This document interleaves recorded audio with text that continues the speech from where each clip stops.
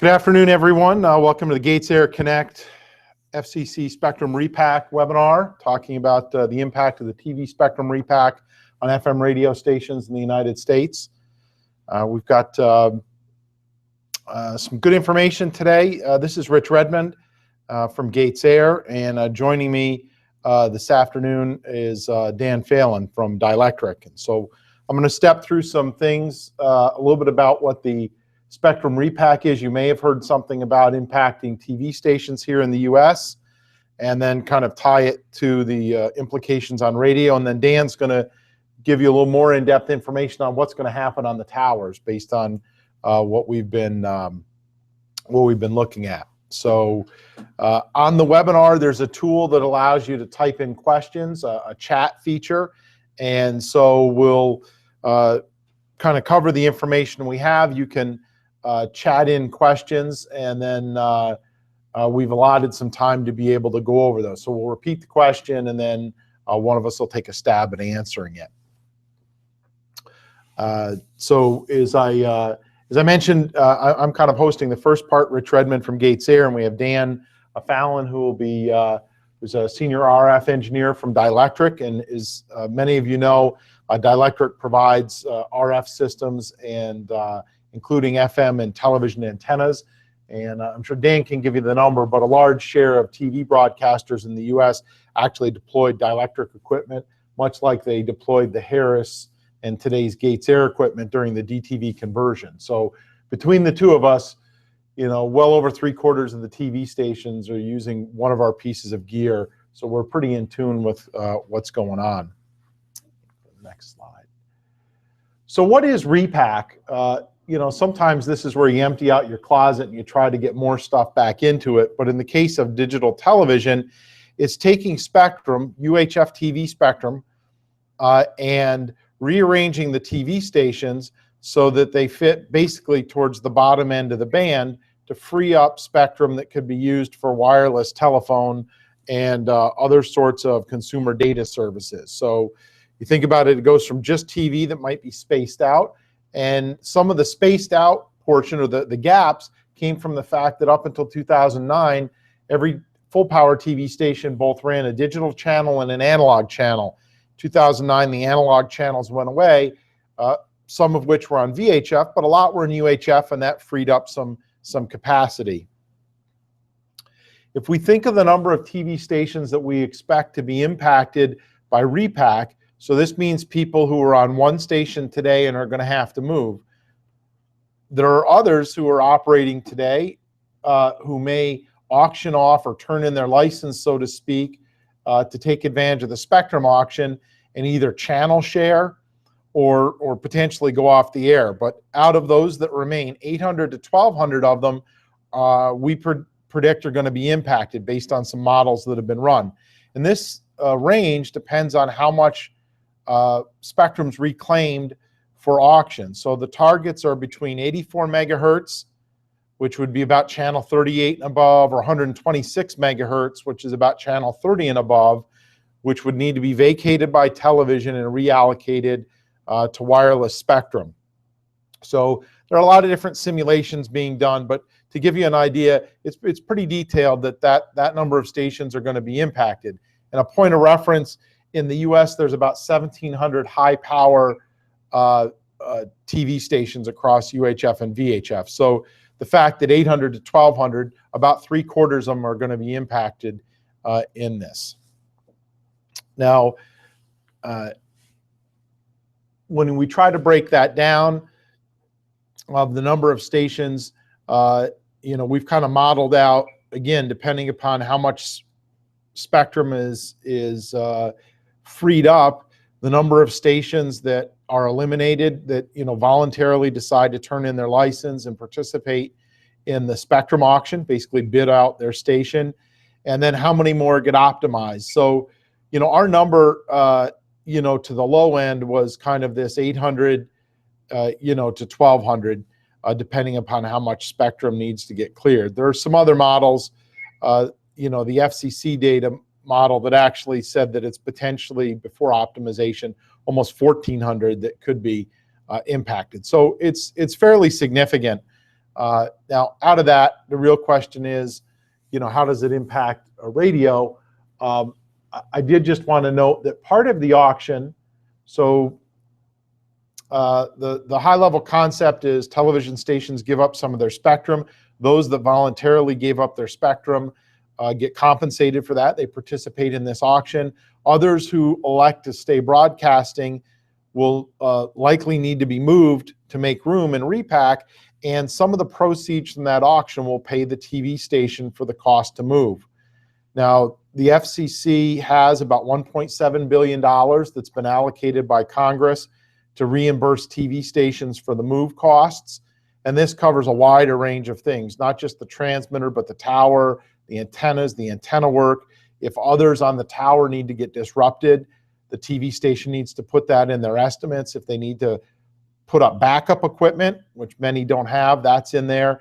So the estimates that have been put together, again, mind you, it's $1.7 billion is what's allocated today. The cost estimates say that it's going to be more than that. So even saying 800 stations, it's several $100 million over, and it's almost $1 billion over if it's 1,200 stations. Now, Congress still has to work through that. There's some proposals for additional funding, but the real big difference here is that compared to the DTV conversion, when everybody had to transition in 2009, television stations paid for their conversion. So those that turned on bought all their equipment, put up towers, and made significant investments. In this case, those that are having to move because of the spectrum repack, some of the proceeds of that auction that the government collects the money on will be used to pay them for this. So it's a pretty different dynamic if you're a TV station. Now, what's the timeline look like? So, you've probably been hearing about this over the past several years.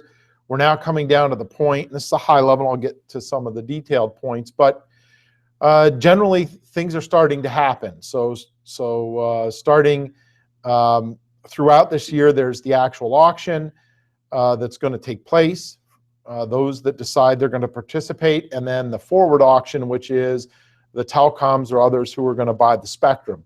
Towards the end of the year in December, everyone's going to find out who needs to vacate their channels, who won, if you will, the spectrum from the telco side, and who's giving up spectrum from the broadcast side. And then there'll be a period of 39 months that they'll have to file CPs, which the FCC claims will be turned around very quickly. They said about 3 months. And the rest of the time, they need to build out their network.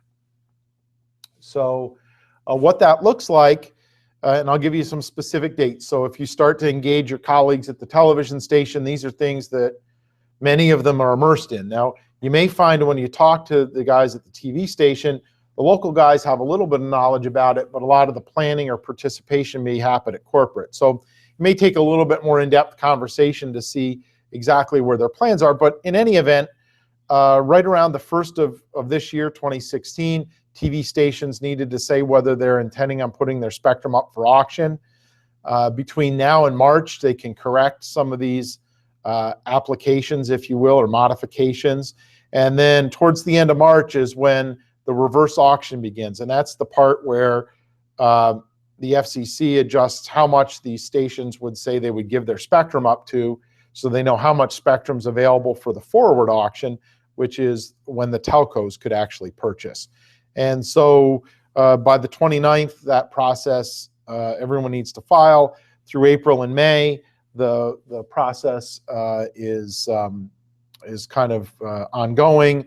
The rounds begin in May, and then by the end of May, we anticipate that part will be done, and then the forward auction starts in June. So between June to September, those people who are interested in spectrum will bid on it, and they'll need to meet these reserve levels that the TV stations have agreed is what they need to get out of it. Assuming that the auction garners enough value at the maximum amount of spectrum, then the auction will be closed. If the targets aren't met, then there's a process where they'll go through and lower the amount of spectrum available to drive the price up to get to the amount that the government's trying to raise. In any event, by November, the FCC will have figured out who the winning bidders are and who are the ones who will be needing to vacate. And so in essence, what that says is by December, everyone who's going to need to know that they need to move is going to be notified, and they're going to have to file a construction permit to start the process. And the FCC said that they'll have all of these turned around within 90 days. So this is going to put a really big crunch on people to go figure out what channel they're moving to and to do their planning and file their CP. So we anticipate, one of the side consequences is for those of you who might be using consultants, you may find over the next year, if you're looking at doing translator work or FM construction permit or others, some of the people whom you normally work with, if they also do TV business, may start to become very busy and unavailable because there's probably going to be a shortage of people. But in any event, around February of 2017, that's when the timeline build-out begins. And then there's some filing windows for displaced translators. Now, the key point is only full power stations really are assured that they've got a place and will be moved. Translators is a little bit different scenario because they're a secondary service, and that kind of follows. But in any event, TV stations start the move, and by the time we get to 2019, in theory, everybody should be moved. Now, the common consensus is that the 39-month timeline is really tight, and that even in the best of times, it's not going to be possible to move that number of stations. Estimates have been anywhere from 40 to 60% can be completed in that period of time, and likely it's going to be more like a 5 to 6 year process for these guys to move. Now, when we talk about moving, just so you can get some context of what part of the TV plant changes and how that might impact a radio station, if we just think from left to right a little bit on this eye chart of the major blocks of a TV station, for repacking in the ATSC, generally there isn't a change in encoding or STLs. The signal remains the same. Now, sometimes you may have heard about discussions of this thing called ATSC 3.0. That's really a different modulation standard, and although sometimes people talk about it in context with Repack, they're really separate issues and not happening at the same time. So some people may talk about encoding changes. That's really a separate issue from Repack. The core area that's going to be impacted for most TV stations is starting from the transmitter out to the antenna. So transmitter, RF system, and antenna. And if we just drill down a little bit more in detail, and Dan will talk more specifically around some of the filter components and antennas, but in a TV plant, even in a solid state transmitter, they're generally only designed to cover 1 or 2 channels. So while there are some newer designs that have broadband capability, unlike say a broadband solid state FM transmitter where you can go from 88 to 108 without much trouble, in a TV transmitter, especially those that are in the field today, and even more specifically the tube transmitters, they generally can only move 1 or 2 channels without having to change a lot of frequency determined components, different amplifier designs, and most of those transmitters now are 10 to 15 years old. So it may be things such as the exciter, definitely the power amplifier. There may be filters or combiners in the transmitter that a frequency change would impact. Unlike FM radio, every TV station has to have some sort of mask filter for digital. And in the FM world, this is kind of like a bandpass filter that some guys have, or certainly everybody who's in a combined system. But all of those are going to be impacted. Some can be retuned, but others are going to need replacement. And then a transmission line and obviously antenna, because again, most of those are frequency specific. And Dan will provide some more details there. Now, I talked a lot about what's happening with the TV station. That's kind of teeing you up or giving you a little bit of background when you start to engage with your colleagues, kind of some of what they've been running around trying to discover. But so how does this impact FM? Well, and I have a number in a minute, but there's a significant number of places where actually FM and TV stations are co-located. And here's an example from some of our friends at American Tower showing 3 major sites that have, I think it's 10 TV stations in Boston. These all happen to be located, although they're separate towers, they're geographically very close. And between these, there are 6 radio stations on them. Now, one proposed scenario that's been proposed is actually taking these, and we step through a couple of changes that say some of these channels disappear and go away, and then some of them actually consolidate and a new master antenna is put in, and then some of these other antennas go away, and it gets consolidated to a couple of master antennas at the top of the tower. Now, you can kind of see from this kind of cartoonish animation that making all those changes isn't like an overnight progress. Across 3 towers, moving really significant sized antennas is going to require a lot of rigging and downtime. So all the tenants on those towers are likely to be impacted. Now, if we just take a look at a high level what these changes can mean to you if you're a radio station. So a TV antenna change, you know, those of you who were on the towers when you were going through DTV conversion time can remember in some cities, you know, there were literally months of every day 2 o'clock to 4 o'clock in the morning downtime, you know, people going to transmitter sites to run the FM transmitters at low power or having to run from auxiliary sites. Same type of thing. An antenna change is a pretty big deal. It kind of makes us on the FM side, for the most part, pretty simple. Transmission line changes, and while this may not be so obvious, Dan will go into the detail why. In television, line's not the same, especially rigid line, depending on the frequency you're at. The frequency impacts the usability of it. So for some guys, it's not just the power handling. They may have usable line on one frequency and not on another. And changing line on a 1,000-foot tower is a pretty big undertaking. Same with structural reinforcement. One of the not so obvious things is the rules have changed over tower structures since most of these towers had DTV antennas placed on them. They're more stringent today. So significant changes to the tower may very well trigger the need to go make structural enhancements to bring the tower up to today's specifications. All of those could be really significant amount of time on the tower that could disrupt FM operations. Now, RF system changes, by this I mean filters and combiners, a lot of that happens in the building. And again, what might not be so obvious is, in many cases, those have been in place for 15 years. Transmitters may have been placed around them, and now those need to be removed and others brought in. It may be a case of, you know, physically fitting the filters into the space, or the television broadcaster is likely going to need to free up space for a new transmitter and filter system that they're going to want to install and test before they decommission the old one. So floor space is going to be impacted. And then the electrical service. Again, if I'm adding a TV transmitter, I'm likely going to need to make some changes to my electrical service.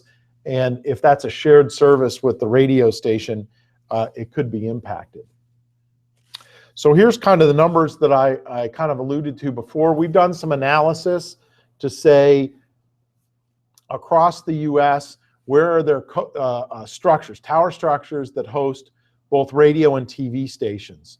So there's just under 1,200 that the best we can figure from our analysis that has both TV and radio stations on them. Those are the number of structures. Now these structures oftentimes hold more than one. So we've calculated almost 2,400 FM radio stations. Now this counts low power translators and boosters. So in some cases it may be a small impact. If it's a 100-watt LP or a translator, it's not as big as if it's, you know, a class CFM, the impact. But the point is, you know, there's a significant number of radio stations that are going to be affected. And out of that, even though there's about 2,400, over 1,300 of them are actually full power stations. So, you know, there's about 1,000 of them that are going to be translators, you know, boosters and such. But 1,300 of them are full power stations. And we kind of did a breakdown by state as to where that's going to be impacted. Now, the part that might that's, you know, maybe intuitive, but we really didn't map out is some of the areas that are going to be most complex may very well be in places like the Northeast Corridor, where there's a lot of cities that are close together, such that there's going to need to be coordination between places like Washington, Philadelphia, New York, Boston, Hartford, because those cities are so closely linked that when a TV station's moving from one area to the other, that's going to need to be coordinated, which doesn't mean that it has less impact so much on the radio station, but the time to go get the work done may need to be very specific. So again, back to that 39-month window, there may be a lot of pre-work that needs to get done in adjacent markets before, say, changes in New York can be made, for example. And again, likely in Southern California, you would see similar types of things. So that's, at a very high level, kind of the message is, here's the timing that the TV guys are going through with the auction, and here's how we see that it could be a pretty big impact to radio stations that share facilities. It's not a small number of radio stations that are going to be impacted. And really, the sooner that you're able to start engaging with your TV colleagues and starting understanding what the plans are, the better type plans that can be made for radio stations. And if you're a radio station and you're impacted, the other reason it's important to get engaged earlier is the TV station is going to generally need to budget the impact of those costs potentially for others on their tower. Some of that's available for reimbursement. Some of that's not 100% clear how that'll work exactly, but it's important to get engaged early. So with that kind of point, I'll turn it over to Dan, who will kind of take you on a little bit more in-depth tour of the impact on towers. And then as Dan goes through that with the antennas, RF systems, and towers, we'll be glad to host some questions. So with that, Dan Fallon from Dielectric. Okay, thank you. Can everybody hear me? Yes. Yes, okay, good. Again, you can go to the next slide. Okay, I'm going to briefly go through what's laid out as a transition schedule and what we think is realistic. And then I'll get into antenna and tower considerations, both from a TV and a radio perspective. And hits a few points about transmission line and where FM broadcasters could be impacted in regard to their transmission line. There were some specific questions before the conference from some FM broadcasters worried about channel 6 and interference with FM. So I'll talk about that for a little bit, and then wrap up with what would be required for reimbursement for FM channel changes. Next slide, please. Okay, Rich covered the FCC advertised schedule, which is 3 months for planning and budgeting and a 3-year build out, and then we go ahead and change channels. There are quite a few capacity limits which are going to impact that schedule. The first of all are structural engineers to evaluate towers and changes to antennas to the G code and be sure that the tower is compliant. Antenna supply is likely to be another capacity issue, because most broadcasters will not only be putting up, most TV broadcasters will not only be putting up a full power top mount antenna, but most likely a interim or a side mount antenna as well.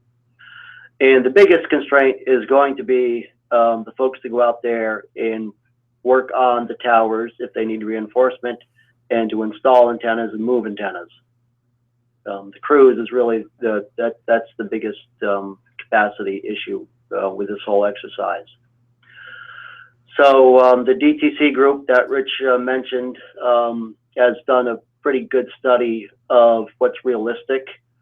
The planning and budgeting stage is actually would take probably 13 to 20 months for all of the various plans that need to be put in place, and to get quotations for the cost of all those plans.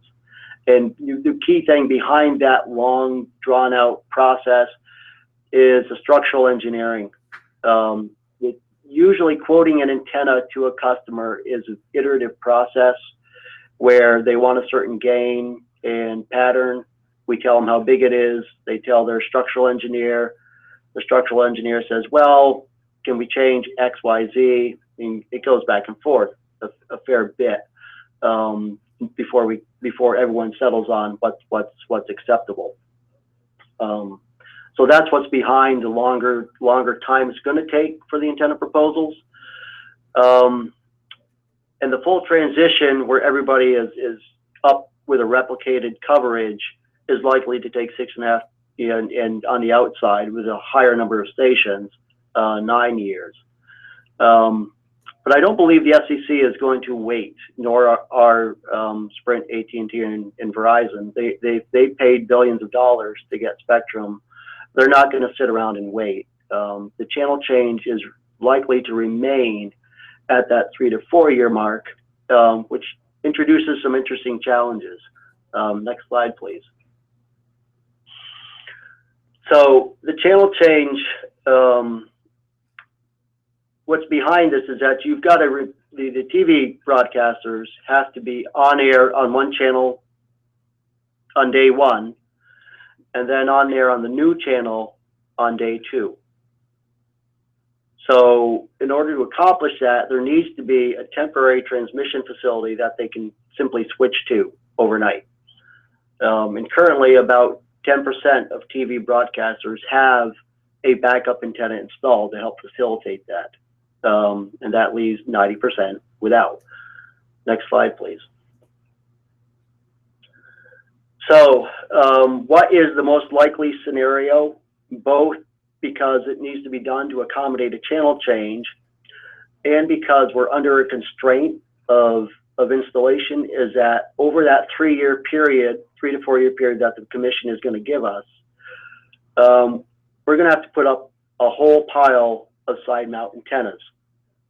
The typical situation is where there's a top mount pylon on top of a tower, and then there's a handful of FM stations, a side mount.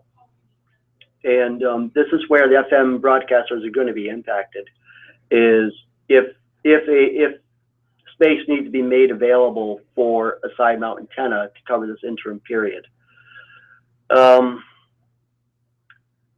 The key things to take away here is that the TV broadcasters need to expect long-term operation, several months to a few years, from this side mount antenna. Therefore, they're going to want to get the biggest, the most gain that they can and the best replication of coverage that they can, because that's their business. And the other thing to understand is that the tower loading, the structural analysis is going to drive most of the decisions behind this, because the scheduling the crews to do the tower work and budgeting for reinforcement of the tower are both big deals. So it really changes changes to antennas are going to drive the decisions based on what has to happen to the tower. And if there's a way to avoid reinforcement, that's probably where the tower owner is going to land. So the required size for the TV side mount may impact the FM broadcasters on the tower. Next slide, please. And this is Rev G of the TIA 222 code. This considers the last conversion was done to Rev F, and there's some sites that are grandfathered to Rev C. Most municipalities at this stage are going to require Rev G compliant towers. The changes between F and G are how ice is considered. There's a whole different way of treating wind speed. The topography is considered, because if you see on this little graphic, there's an increase in wind speed at the increase of at the top of a bluff where a lot of TV broadcast towers are located, and that needs to be taken into consideration. And also the shape factors, the way antennas and things that stick off the tower are treated is changed in G. So what this boils down to is that a structural analysis is going to be required for changes on a tower. And getting that structural analysis and doing what's required to be code compliant is going to drive most of the decisions of what happens on that tower with respect to antennas. Next slide, please. Another thing to understand is that the FCC is giving the TV broadcasters replication. It doesn't mean that they're going to duplicate the ERP of a station. It means that they're going to replicate coverage. And OET 69 is how the FCC calculates TV broadcast strength, field strength. It has something called a dipole factor in it, and that means that as you go down in frequency, you propagate farther, and so that impacts the repack for stations moving from a high channel to a low channel, which will be most of the repack stations. They will have less ERP allocated to them. So a 1 megawatt station at channel 49 will be broadcasting at 687 kilowatts at channel 25. So that's a reduced ERP that will be allocated to that station. Next slide. So that broadcaster has some choices. They can, given that reduced ARP, they can choose to build a facility with the same gain antenna as they had at the high channel and reduce their transmitter power, or they can choose to build an antenna, put up an antenna which has lower gain but about the same size as the original antenna and keep their transmitter power the same or maybe increase it.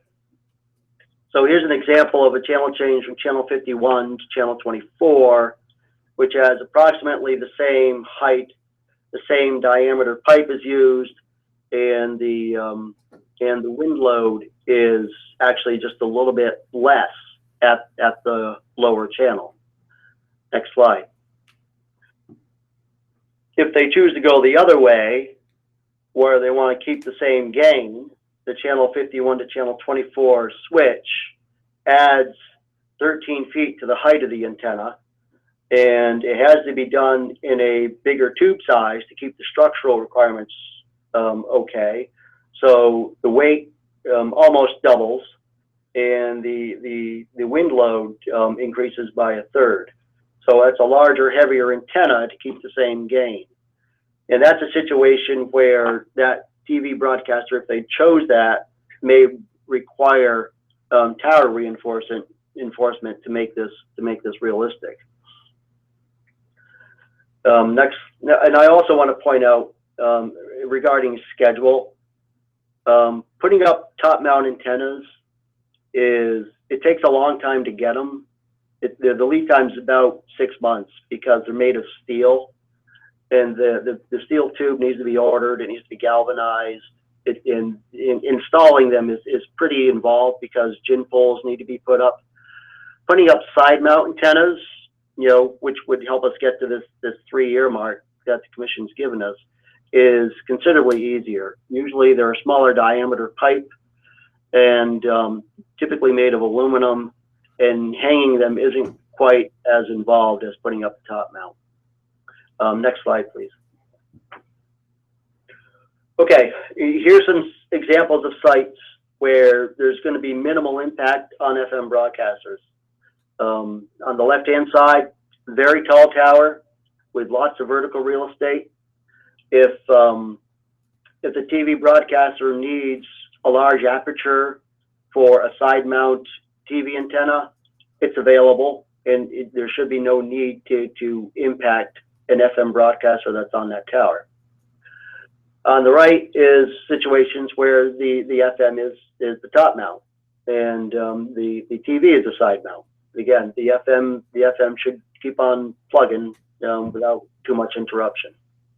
Next slide. Sites where impact to the FM broadcasters is likely are congested towers, like the one on the left, where we've got a couple of TV antennas and 3 or 4 FM antennas, or in congested antenna farms, shown on the right, of course, is Mount Wilson. Next slide, please.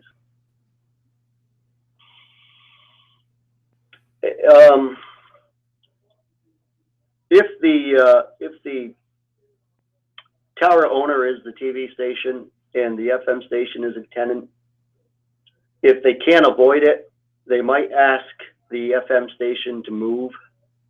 And this is probably the most severe impact that an FM broadcaster would experience, is if they had to move on the tower. And I'm going to show you in the next slide what happens to the antenna, the FM antenna pattern when that move down the tower to a bigger tower face occurs. Generally, the vertical polarization pattern is not really affected by the tower face size. It's usually a broad cardioid. But the H-pole pattern does experience quite a few variations depending on the size of the face. Although if the face is big enough, if you're going through a 10-inch face, through a 10-inch face tower, and there's not much in the middle of the tower, then the H-pole pattern actually becomes a lot more omni than it is on a smaller face. Next slide, please.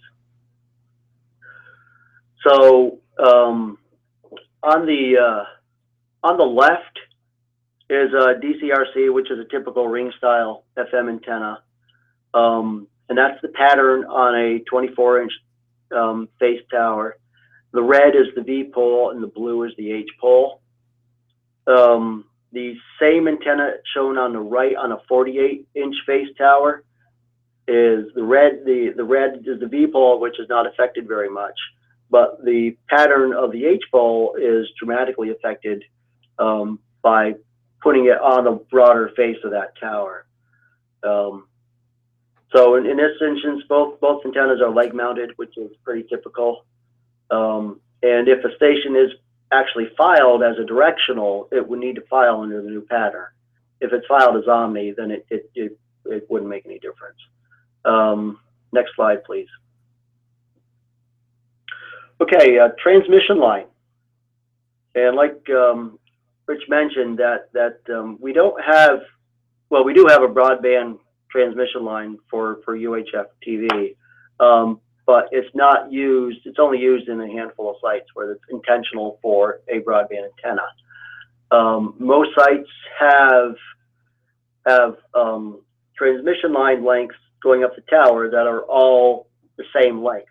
Either they're 19 3/4, 19 1/2, or they're 20-foot sticks. So what happens when you have flanges at the same interval all the way up the tower is that you get reflections off those flanges that sum at certain frequencies. And what's shown here is a VSWR sweep from channel 14 to 24 of a 1,000-foot run of 20-foot sticks. And you can see that there are big VSWR sums at various channels, one of which is channel 17. And so that a broadcaster that is using this transmission line, say at channel 40 something, and they're repacked to channel 17, they won't be able to use the same transmission line because there's a large VSWR in the line itself. Next slide, please. So this graph shows, this is out of our catalog, that in Myatt and ERI have very similar graph charts in their catalogs as well. That this shows in red the excluded channel for each stick length. So again, like I said, if channel 44 is operating on a 20-foot stick as repacked to channel 17, they won't be able to use the transmission line. They will have to they will have to replace it. And again, that's a costly and lengthy process. Next slide. So one thing that they might look at as an alternative is if you're on the same tower with an FM rigid line feeding your antenna, and they want to put up a side mount, they may say, well, you know, again, if this would happen if there are tower constraints against hanging a new transmission line at the same time that the old one is there, because it's just too much wind load or load on the tower. A reasonable question to ask is, if there is headroom in the FM transmission line, can we use some of that capacity? And that's entirely possible. You know, if there's enough headroom in terms of power, and if there are no flange reflections in the FM line, which, you know, in case-by-case basis we could look at, a tower top splitter could be installed, which would route the power, the FM power to the FM antenna and the TV power to the TV antenna. That's certainly a viable solution that could delay the requirement to reinforce a tower for a second run of transmission line. Next slide, please. Okay, I'm going to touch on the Channel 6 question. One of the options in the auction is for a UHF broadcaster to move to high band VHF, or for a UHF broadcaster to move to low band VHF, or for a high band broadcaster to move to low band VHF. And the TV stations would get money for the decision to move to low band. And we don't have any estimate of how many stations are considering that or are going to end up doing it. I'd say probably more than one is going to end up doing it. So the question that's relevant for, you know, FM broadcasters, well, if someone goes on my tower or right nearby on Channel 6, what happens to us? What happens to the FM broadcasters? And in order to answer that question reasonably, I want to point out that the Channel 6 broadcaster will have a mask filter installed on its transmitter, which will be at least FCC compliant, which is the line in red here. And if this is Channel 6 is centered at 85 megahertz, you know, Channel 88 is right up here on this, or 88.1 megahertz being the closest FM channel will be right up here on this shelf. And then this first few up to about 90 megahertz is going to be right in the region on the upper sideband of this mask filter.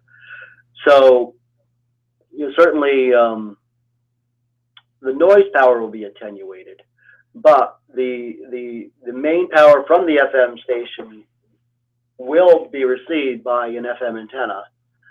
And the concern is that power from Channel 6 can mix in the output stage of the FM transmitter, just like multiplex stations on a common antenna for FM can mix with each other.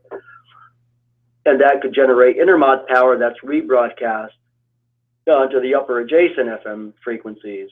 So the Channel 6 could mix with an 88.1 or a 90.1 and end up interfering with 90.2 and 93 megahertz. The lower end of the FM band could have a real impact. You know, this would happen if the Channel 6 antenna is indeed close to the FM antenna. Next slide, please.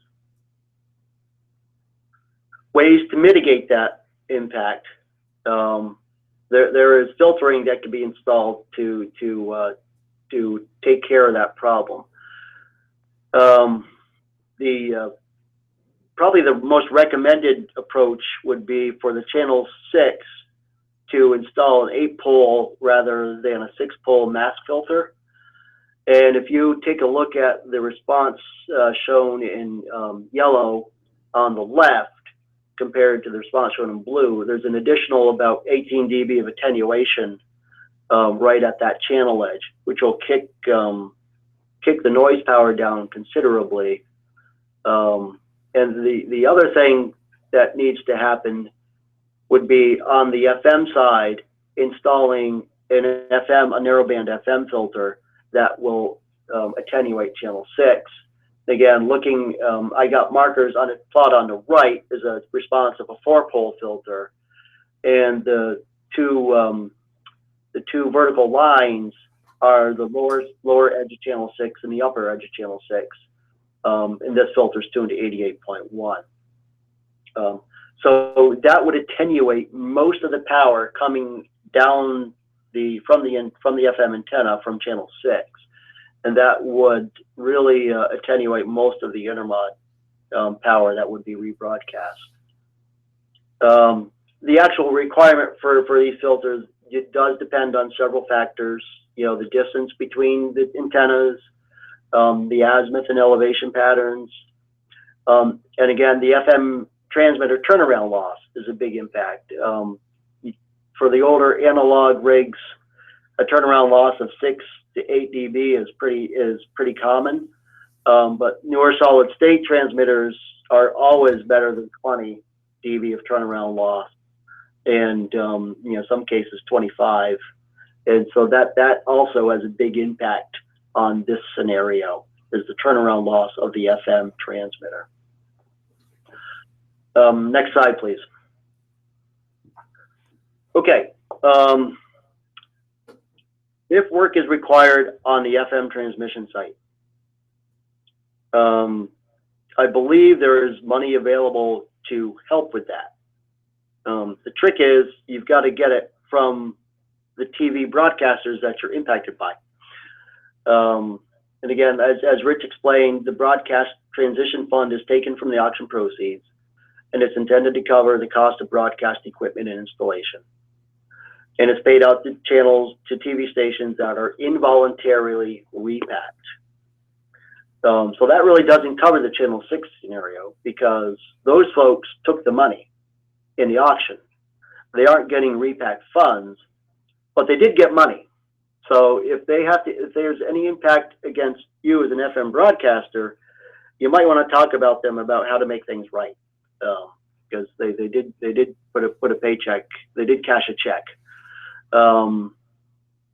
But the broadcasters that are involuntarily moved, mostly it's going to be UHF and some VHF stations. They are going to set up a budget with the FCC to cover the costs. Now, if they impact an FM broadcaster by the requirements of changing equipment or moving something or adding something, then that cost can be captured in their budget that they submit to the FCC. Next slide, please. So the piece of advice number 1 is if you are on the same tower with a TV broadcaster that could be impacted by the auction, which is going to be 3/4 of them, go see your neighbors, and they can't talk to you about whether they are participating in the auction. They're under a gag order, but that does not cover post-auction repack plans. You know, because the simple question is, well, if you are impacted, what do you think is going to happen on this tower? Is how we need to start this conversation.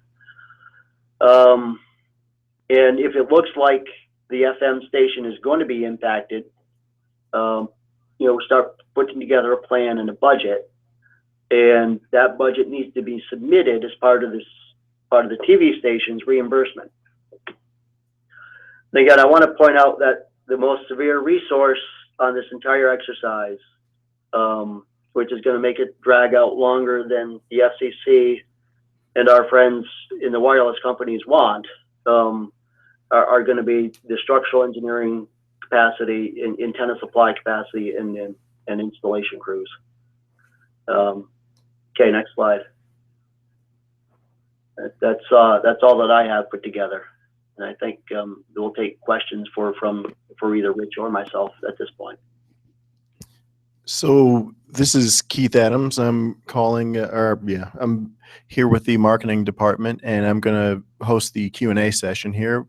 If you are watching this on our website at gatesair.com/webinars/repack-fx-fm, you'll see at the bottom of the page, underneath the bios, there's a chat session, and we definitely will appreciate any questions that you have, and if you could put your name as well in the question, that would be great, so we know who we're talking with.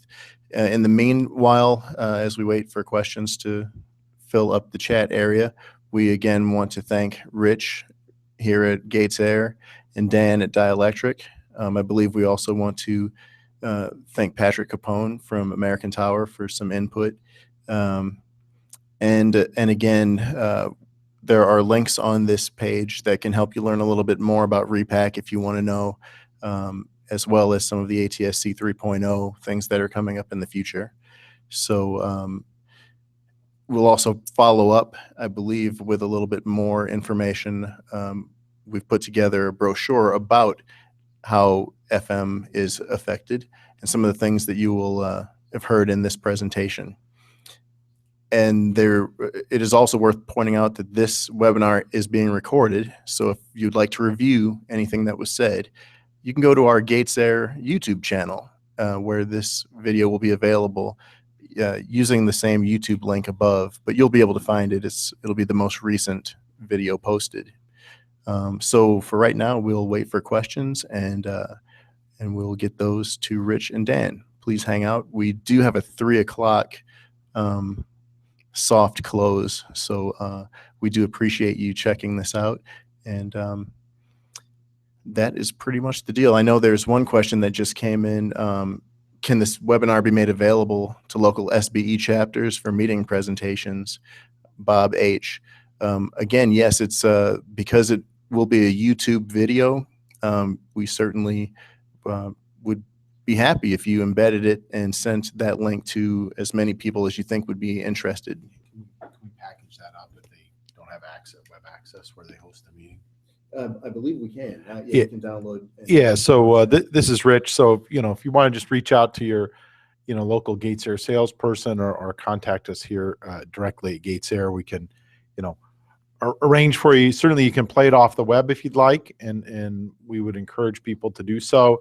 And if you need to have it packaged up, so, you want to use it where you don't have connectivity, we can help arrange that as well. So, I think what you'll find is it's going to be a topic of discussion that market by market is going to be could range from being a very big thing to being, not an impact in some markets, really going to be dependent upon, the demand for spectrum and how much moving needs to happen. But when, half to 3/4 of the TV stations are going to have to move, and with some of the details we outlined today, the likelihood of at least some of the FMs having an impact, is pretty big. And I think one of the things that we've, learned from our prior experience during the DTV conversion, and I think as Dan pointed out, the amount of tower work being done, if you're an FM broadcaster and you're going to be on one of these sites that's going to have a significant amount of work, you may very well want to start considering an offsite backup.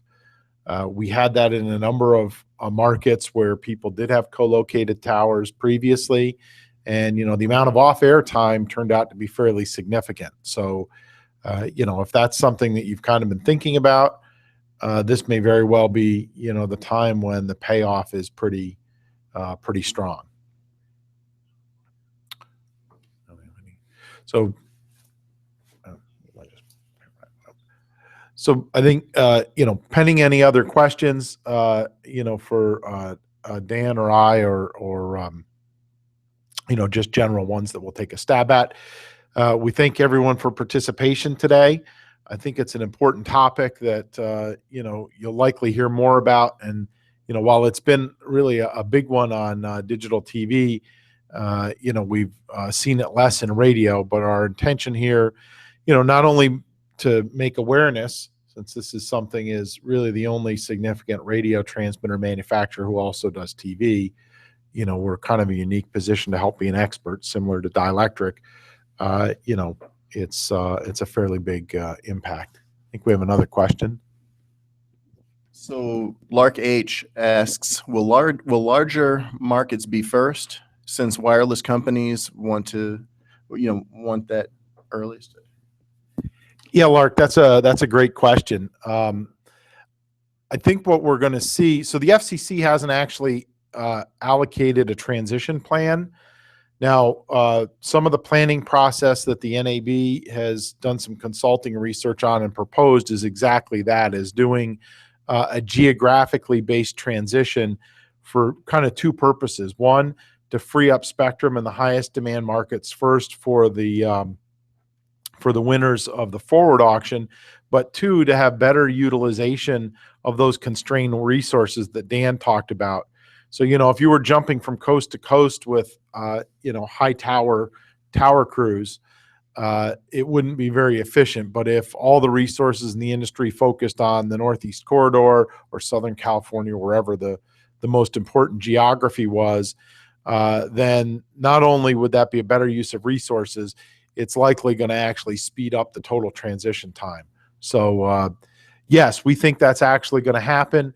Right now, the FCC hasn't outlined a specific transition plan other than it's a 39 months from beginning to completion, but likely an organized regional plans, what we're probably going to see happen.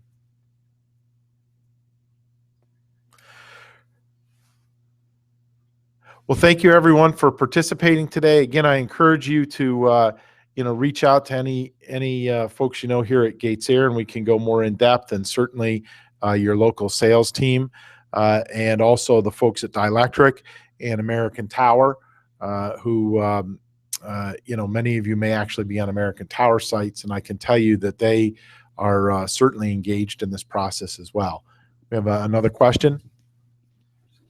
It's actually two questions. How should we approach the TV broadcaster on what their plans are going to be in the repack, and at what time should the question be asked? I do believe Dan spoke a little bit about that, in the sense that there are some things that they can't say, but there's definitely timeline on when they can do. Do you want to take it, or Dan? Yeah. I guess. I would say the earlier. How do you approach them? I guess I could be kind of funny and try to say politely, but look, this is on the top of mind of all TV stations, here in the U.S. now. Now, when you talk to your colleagues at the local TV station, an answer you may get is they're not sure of what the repack plans are because that's being handled corporately. And back to what Dan mentioned, that because there's this kind of window of silence, if you will, that broadcasters who have submitted to say they're putting their hat in the ring to sell spectrum, or those that put their hat in the ring for this channel sharing, that they need to remain silent about those. And that's more a case of around trying to make that portion of the process fair so that there's no gamesmanship. It's really not a technical issue. So everyone will be able to engage today on, hey, what do you think is going to happen? I mean, the first question is, if you're one of those guys who's co-located, yeah, it would be an absolute natural question to kind of say, what are you guys thinking about in repack? And, we're probably going to need to plan together, because what's really clear in all the TV broadcasters we've talked to, they recognize there are plenty of other people on the tower, and that coordination is going to happen, not just from the standpoint of frequencies moving, but also the other tenants on the tower, to make sure that everybody has as seamless a transition as possible, which for any of you who've done any sort of tower work or antenna changes, even moving one station to make it come out seamlessly requires a lot of planning and a lot of effort. I think, did that answer? You think we touched both of them? So I don't know, Dan, if you had anything you'd like to add to that, certainly by all means do so. One thing I would add is that the more planning we can put into this, and I know the TV stations may be, the corporate may not be telling them what's going to happen, but there should be some thoughts and some input on the local level of, of what the tower can hold and who can go where. That certainly should be discussed. All right. And again, there was a question asked also for people who have missed this webinar. Fret not, because it has been recorded, and actually, we're hoping about 5 minutes after the webinar ends, you'll find it on the GatesAir YouTube channel. And there is, earlier in this chat window, there's a YouTube link that has been provided by someone nicely. It's going to be available in full, and you can contact us as well if there are other things that you'd like to learn, but the quality should hopefully be really good.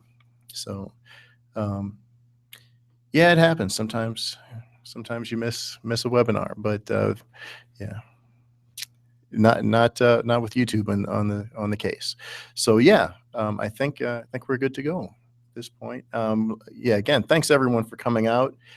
Feel free to contact us. If you have any webinar specifically related questions, marketing@gatesair.com. But again, thanks to Rich Redmond here of GatesAir, Dan Fallon of Dielectric, and we definitely appreciate you attending this webinar.